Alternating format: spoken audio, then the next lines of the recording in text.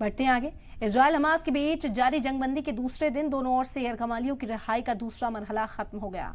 Israel ने 39 फिलिस्तीनियों को रिहा कर दिया तो दूसरी तरफ हमास ने 13 इजरायली शहरियों को छोड़ दिया है।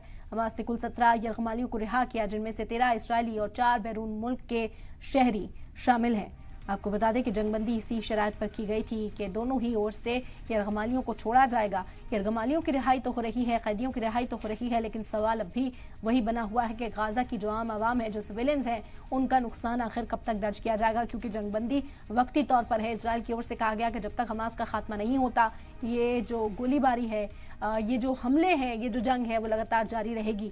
ऐसे में फिलहाल जंगबंदी है, यरगमालियों का जो एक्सचेंज है, एक तरह से कहें कैदियों को रिहा करने का जो सिलसिला है, उसका दूसरे दिन भी साफ तौर पर मुजाहरा देखा गया। इजराइल ने 39 फिलिस्तीनियों को रिहा किया तो हमास ने 13 इजरायली शहरियों को छोड़ दिया। कुल हमास की ओर से अब तक 17 यरगमालियों को रिहा किया गया, जिनमें 13 इजरायली हैं, 4 बैरून मुल्क के शहरी शामिल हैं। वहीं इजराइल की ओर से भी कई फिलिस्तीनियों को रिहा किया गया, जो कई सालों से जेलों में बंद थे, उन्हें भी रिहा करने का जो सिलसिला है वो देखा जा रहा है।